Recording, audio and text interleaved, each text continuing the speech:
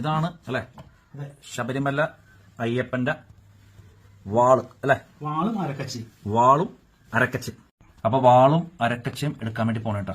നമുക്ക് അതിൻ്റെ ഉള്ളിൽ കയറാൻ പാടില്ല, അതുകൊണ്ട് ഇവിടെ മുട്ടിയും കുറച്ച് കാര്യങ്ങളൊക്കെ ഉണ്ട്. ഇങ്ങനെ തട്ടിയും മുട്ടിയിട്ടൊക്കെ വേണം കയറാൻ കേട്ടാ.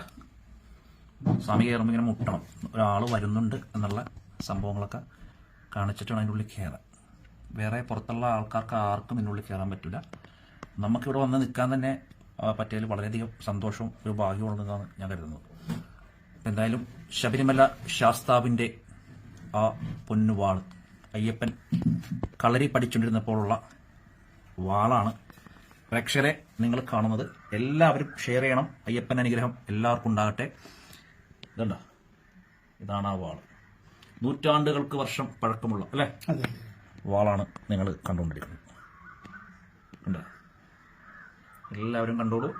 ഈ ലോകം മൊത്തം അല്ലെ നമ്മുടെ അയ്യപ്പന്റെ വാള് സാധാരണ 3 സൈഡ് മുറിച്ചുണ്ട്. 3 സൈഡും മുറിച്ചുണ്ട് ഈ വാള്. ഇത് എയറിൽ നിന്ന് ഫൈറ്റ് ചെയ്യുന്ന വാളാണ്. ആ ഉണ്ടോ, ശരിക്കും 800 വർഷം പഴക്കമുണ്ടാവില്ലേ?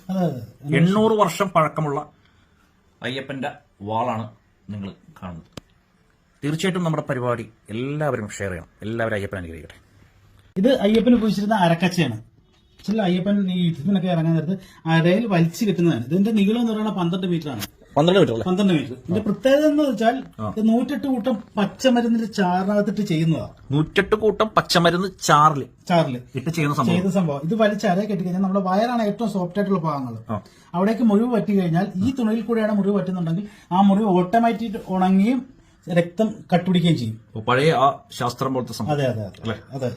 എന്തായാലും ഇതെല്ലാം കാണാൻ പറ്റിയത് വളരെയധികം സന്തോഷമുണ്ട്. തീർച്ചയായിട്ടും നമ്മുടെ പ്രേക്ഷകർക്കും സന്തോഷമായെന്നാണ് എന്റെ മനസ്സ് പറയുന്നത്. എല്ലാവരും പ്രാർത്ഥിച്ചോ. അത് കെടാവിളക്കാണ് ഇരിക്കുന്നത്. ഇത് മകരവിളക്ക് സമയത്ത് മാത്രമേ അല്ലെ ഇത്